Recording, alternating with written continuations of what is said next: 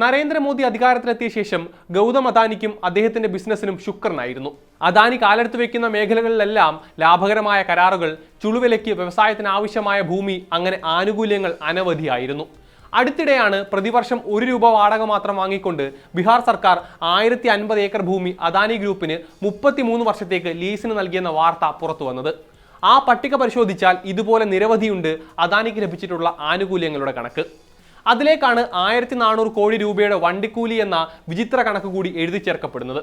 പക്ഷേ ഇവിടെ ഒരു വ്യത്യാസമുള്ളത്, ഈ സംഭവം നടക്കുന്നത് 2014 ശേഷമല്ല, മുൻപാണ് എന്നതാണ്. പക്ഷേ അന്ന് കേന്ദ്രത്തിലില്ലെങ്കിലും രാജസ്ഥാനിൽ ഭരണം BJPക്ക് തന്നെയായിരുന്നു. 2007 കേന്ദ്ര കൽക്കരി മന്ത്രാലയം സർക്കാർ ഉടമസ്ഥതയിലുള്ള വൈദ്യുതി ഉൽപാദന കമ്പനിയായ രാജസ്ഥാൻ രാജ്യ വൈദ്യുത് ഉൽപാദൻ നിഗം ലിമിറ്റഡിന് ഛത്തീസ്ഗഡിലെ ഹസ്ദിയോ അരന്ത് വനപ്രദേശത്തുള്ള 2 വലിയ കൽക്കരി ബ്ലോക്കുകൾ അനുവദിച്ചിരുന്നു.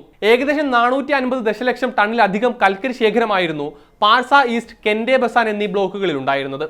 BJP നേതാവ് വസുന്ധര രാജയായിരുന്നു അന്ന് രാജസ്ഥാൻ ഭരിച്ചിരുന്നത്. അവർ മറ്റൊരു സംയുക്ത കരാർ കൂടി ഇതിന്റെ ഭാഗമായി ഒപ്പിട്ടു.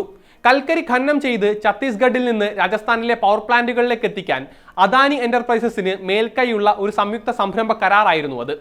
അദാനി എന്റർപ്രൈസസ് ആയിരുന്നു പാഴ്സ കെൻഡ കൊളിയറീസ് ലിമിറ്റഡ് എന്ന ആ കമ്പനിയുടെ 74% ഓഹരിയും കൈവശം വെച്ചിരുന്നത്. അതുപ്രകാരം ഖനന പ്രവർത്തനങ്ങൾക്കുള്ള ഫീസ് അദാനി ഗ്രൂപ്പിനും ഖനനം ചെയ്തെടുക്കുന്ന കൽക്കരി പൊതുമേഖലാ സ്ഥാപനത്തിനും ലഭിക്കും.